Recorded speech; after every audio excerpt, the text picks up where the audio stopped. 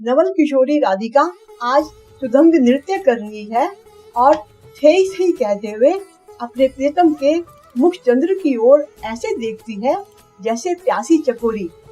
नृत्य गान की तान और उसके उपयुक्त स्थान बंधान सहित नृत्य करने वाली मानमयी चतुरा नागरी श्री प्रिया जी को देखकर प्रियतम श्याम सुंदर हो कोरी कहते हुए हर्ष से भरकर उनकी प्रशंसा करते हैं। श्री हित हरिवंश कहते हैं कि इस प्रकार इस नवल किशोरी ने अपने अंग प्रत्यंगों की हाव भाव पूर्ण मधुरिमा से प्रियतम श्री लाल जी का मन चुरा लिया है।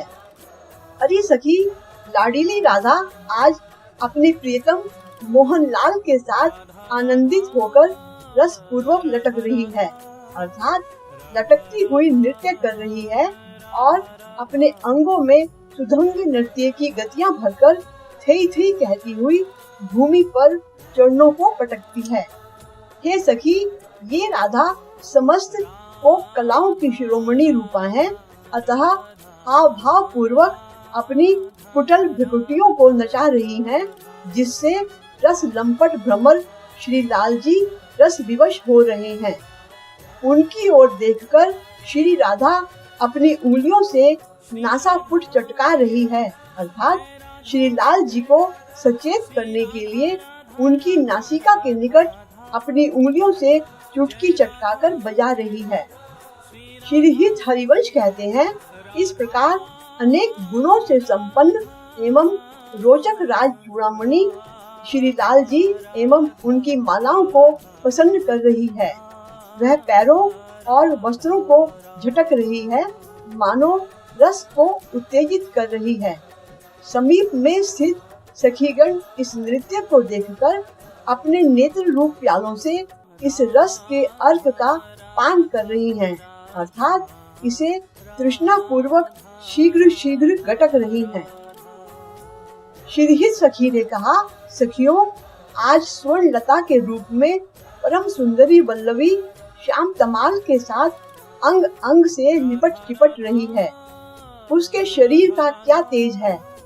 चंद्रमा बालों की लटें और माथे पर लगा तिलक उसकी शोभा बढ़ा रहे हैं। तन पर चांद के दाग हैं। वह कनक लता श्याम के अंक में ऐसी चिपट रही है जैसे बादल में बिजली। वह विगत वसना स्वर्ण स्तंभ के समान लगती है। उसकी चोटी काले नाग के समान है। वह प्रेम पुआ कुंज कामिनी अपने प्रीतम के कंठ से लगी है।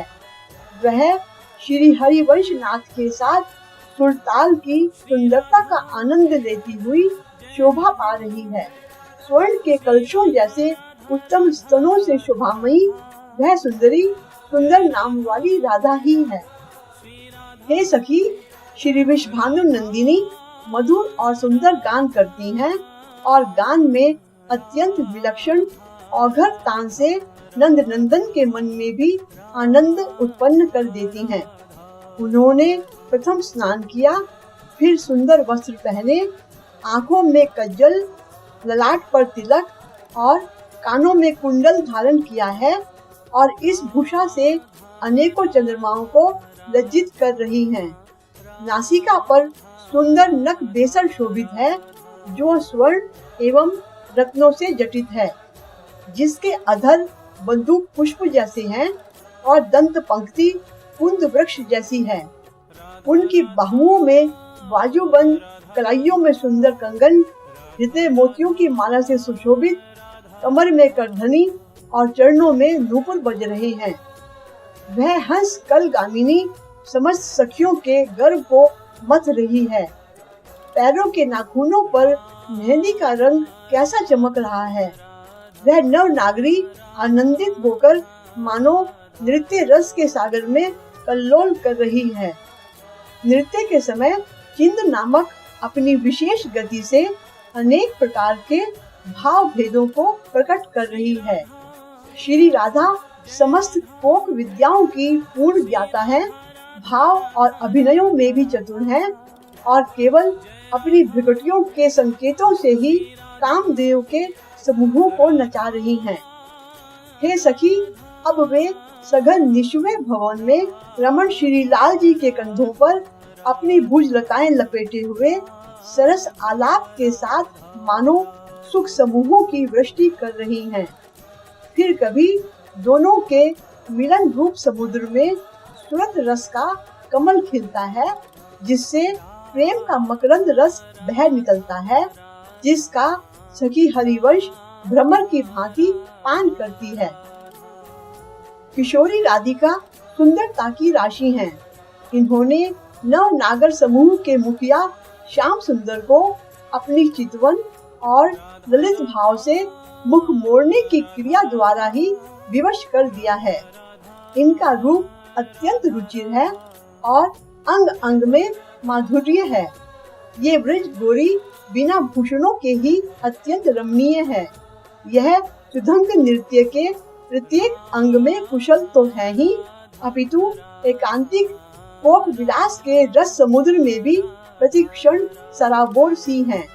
इन्होंने परम चंचल रसिक मनमोहन भ्रमर के मन को अपने कनक जैसे छोटे कमलों की कोर से ही अटका लिया है और प्रीतम के दोनों नेत्रों को भी अपने रूप माधुर्य आदि अनेक बंधन डोरियों से बांध रखा है।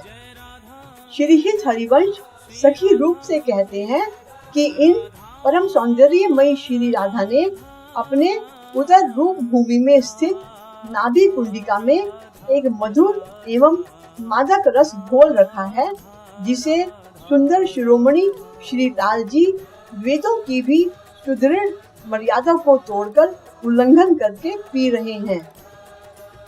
श्रीहित सजनी ने कहा, मानिनी अब मन में इस तरह का मान रखना छोड़ दो। देखो परम सुंदर नवल किशोर तुम्हारे प्राण वल्लभ ही तुम्हारे प्रति दीन हो गए हैं। वे तुम्हारे वचनों के अधीन हैं, अर्थात तुम्हारे कहे में हैं। फिर उनसे ही ऐसा अहंकार जनक व्यवहार करना क्या उचित है?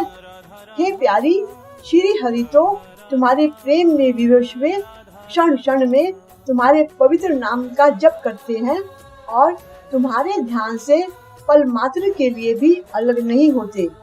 हे भामिनी, यह सुंदर शारदीय रात्रि क्रमशः पल पल करके घट ही तो रही है, अतः तुम्हारा सरस अनुराग की ओर ही ढलना उचित है, मान की ओर नहीं। श्रीहित हरिवंश सखी रूप से कहते हैं, हे सखी, मैं कुछ कह रही हूँ, यह तुम्हारे लिए खास बात है, अतः उसे सुनो और मान भी लो। सुमुखी, बिना किसी कारण के व्यर्थ ही इतना विछोह दुख सहना क्या उचित है? चलकर कुंवर भवन में बनी कोमल पत्तों की शैया पर मधुर सुंदर प्रेम क्रीड़ा कीजिए और सुख समुद्र का अवगाहन कीजिए। श्रीहित सखी ने कहा, सखी, हे प्यारी, आज तुम इस समय आनंद से भरी हुई दिख रही हो और यह हम देख रही हैं। हे वृषभानु की किशोरी, मुझसे भला आपकी चोरी यानी छिप छिप कर की गई रति क्रीड़ाएं, मिलन, प्रियतम प्रेम की बातें कैसे छिपाई छिपेंगी? ये छिप नहीं सकती। देखो ना, तुम्हारी कमर के बंधन की डोरी ढीली है, अतः स्पष्ट है कि तुम नंद के दुलारे श्री श्याम सुंदर से अवश्य तुरंत युद्ध करती रही हो या अब प्रातः काल उनसे रति युद्ध करके ही आई हो। श्रीहित हरिवंश सखी भाव से कहते हैं, राधे, तुम्हारी मोती की माला टूट चुकी है और गुंथी हुई केश चंद्रिका भी बिखर चुकी है। कपोलों पर पीक चिन्ह भी अंकित हैं। इससे ज्ञात होता है कि रसिक लाल जी ने तुम्हें एकांत में लूट लिया है। हरि, तुम्हारी आंखें आलस्य वश हैं और बिंबा फल जैसे होंठ भी रसहीन से हैं। तुम्हारा संपूर्ण शरीर प्रेम के स्पर्श के कारण पुलकित है। आहा, तुम अब इन संपूर्ण शोभाओं से युक्त होकर कैसी भली लग रही हो। यहाँ राजत हरि मधुर व्यंग भी है।